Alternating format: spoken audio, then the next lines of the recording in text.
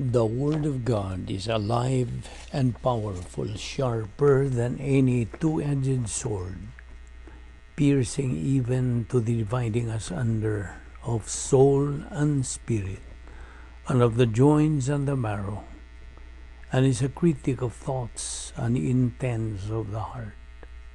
All Scripture is God-breathed and is profitable for doctrine, for reproof, for correction, for instruction in righteousness, that the man of God may be mature, thoroughly equipped unto all good works. Study to show thyself approved unto God, a workman that needeth not to be ashamed, rightly dividing the word of truth. Job 36:11. If they obey and serve him, they shall spend their days in prosperity and their years in pleasures. Deuteronomy 28:8. The Lord will command the blessing on you in your storehouses and in all to which you set your hand, and he will bless you in the land which the Lord your God is giving you. Colossians 4:1. Masters, give your servants what is just and fair, knowing that you also have a master in heaven. Deuteronomy 28:11-13. And the Lord will grant you plenty of goods in the fruit of your body, in the increase of your livestock, and in the produce of your ground, in the land of which the Lord swore to your fathers to give you. The Lord will open to you his good treasure, the heavens, to give the rain to your land in its season, and to bless all the work of your hand. You shall lend to many nations, but you shall not borrow. And the Lord will make you the head and not the tail. You shall be above only and not beneath, if you heed the commandments of the Lord your God, which I command you today, and are careful to observe them. Matthew 6:33. But seek first the kingdom of God and his righteousness, and all these things shall be added unto you. Before we start our Bible study today, let us prepare ourselves and see to it that we are not keeping some sins in our soul. We have to use the principle of 1 John 1:9. If we confess our sins, God is faithful and just to forgive us our sins and to cleanse us from all unrighteousness. After you do that, you will be in fellowship with God, and God the Holy Spirit will control your mind in studying God's Word. But for you, unbeliever, your responsibility is not to confess your sins, but you have to believe on the Lord Jesus Christ as your personal Lord and Savior. Acts 16:31 says, believe on the Lord Jesus Christ and you will be saved. Therefore, mentally, let us pray.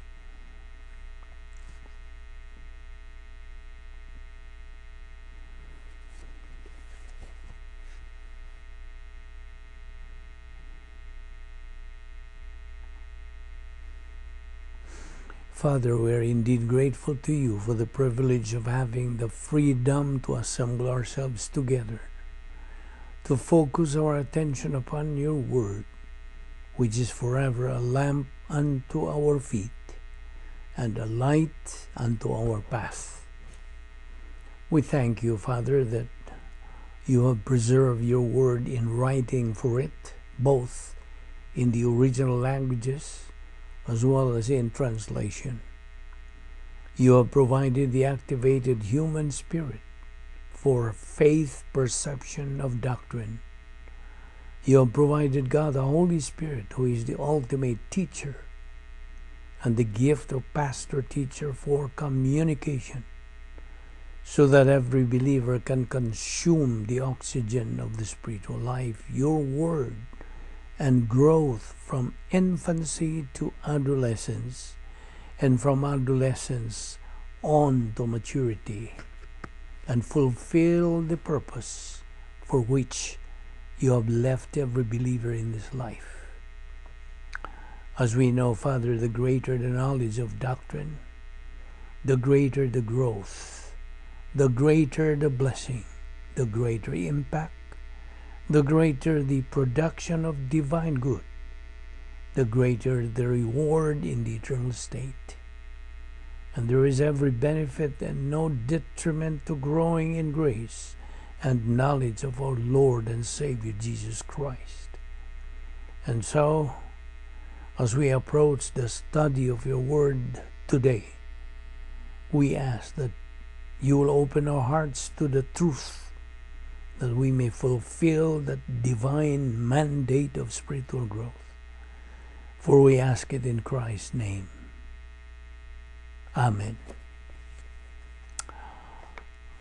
Okay, welcome once again to all our subscribers, our listeners, our followers, and our fellow believers. Welcome once again to our Bible study through the YouTube of the Vic Balbido Evangelistic Ministry.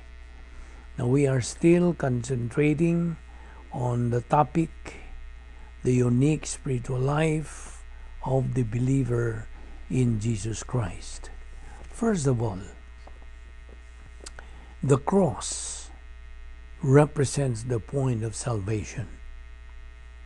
Every person who hears the gospel, believe on the Lord Jesus Christ and thou shalt be saved, and believes in Christ, he is instantly imputed by the justice of God eternal life. At the same time, he is imputed some 70 things. One of this is the baptism of the Holy Spirit, entering that believer into union with the Lord Jesus Christ forever. This is, of course, a spiritual union. The believer enters the body of Christ.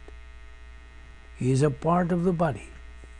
He may be a mouth, he may be a nostril, he may be a navel, he may be a big toe, he may be a liver, but every believer is part of the body of Christ, and as such, every believer has been given by God the Holy Spirit through his sovereign decision at least one permanent spiritual gift. Now, what makes the spiritual gift function is the feeling of the Holy Spirit love. Sandwiched between the two chapters on spiritual gift in 1 Corinthians 12 and 14 is 1 Corinthians 13. And 1 Corinthians 13 deals with the feeling of the Spirit love. Without the feeling of the Spirit love, no matter what a believer does or says in life, it's useless. It is worthless in life. That believer does not operate in the realm of spiritual love, which means his love for the Word of God, his love for God, and his desire to and acting in the greatest and highest, the best interest of not only himself, but other members of the human race. It is a fulfillment of what is commonly known in the history of Christianity as the golden rule of Matthew 7:12. Therefore, what things soever you desire that men do unto you, do also unto them. To paraphrase it, do unto others as you would have them do unto you. And that is the fulfillment of the law of Christ. It is the law of love, that God acted in our best interest in providing our so great salvation. And therefore, the filling of the Spirit love is what empowers spiritual gift. Because the purpose of the possession of spiritual gift is not for the benefit of the individual who possesses it, regardless of the nature of that spiritual gift. The purpose of all spiritual gifts is to provide spiritual benefit to all others. And therefore, the filling of the Spirit love is what we can see in the context here in Philippians 2, verse 2. Having the same love is the key to spiritual gifts. And of course, there are about 6 different sides of the kinds of the Christian life. The faith-based life, the filling of the Spirit love, divine viewpoint mental attitude, doctrinal reality, etc. And they are all mixed together to produce the supernatural lifestyle that God has designed for believers. Now, yesterday, we stopped on that particular topic. The name of the series is Spiritual Freedom and Responsibility. And that is where we continue. So let's look at the first test of human volition. Now let me make a statement again. In this perfect environment, God placed perfect man, perfect woman, and gave them the gift of freedom. To make the freedom real, God gave the man and woman real choices. So, let us look at the first test of human volition. Number 1. God provided everything the man and woman needed to live and to be happy. Now, if you study very carefully Genesis 2:9, you will find out that God made out of the dust, made out of the ground trees. One for the soul, pleasant to sight. One for the body, good for food. And one for happiness, the tree of life. And therefore, God provided everything for man and woman to be happy. But God, also gave them a test. It was a test of their freedom. It was a test of the gift of human freedom. So, listen to Genesis 2:16. This is a very, very important verse in the concept. Genesis 2:16 says, "And the Lord commanded the man, saying, Of every tree in the garden you may freely eat." You may freely eat. They have the gift of freedom. God gave it to them. Now, many people think we are determined genetically, psychically, environmentally. They were in a perfect environment and they had no genetic relationship with anyone. And God was not going to pull psychic tricks on them. He gave them the truth. In Genesis 3:1-5, they're going to hear false information, but they have a choice. So in Genesis 2:16, we see the gift of freedom. Now, God also gave human volition a test and a warning. God, as we know, is perfect. His essence is perfect. He created a perfect universe, a perfect man and woman, and put them in a perfect environment, but He gave them the gift of freedom. And He tested their freedom, and He warned them of the consequences if they violated the warning that He gave them. So, Let us listen to Genesis 2:17. But of the tree of the knowledge of good and evil you shall not eat, for in the day that you eat of it you shall surely die. But they still had freedom to eat of the tree of the knowledge of good and evil. They had a freedom, but they also would suffer the consequences of that choice, and they were warned. Free will, though it makes evil possible, is the only way that humans can experience the happiness that God has designed for His higher creatures. Now, this is so important for you to understand. Now, many people are afraid of freedom. And wherever you see freedom, you see a lot of things that the world does not like. You see inequality. You see both good things and evil. Why? Because of freedom. But freedom is God's plan.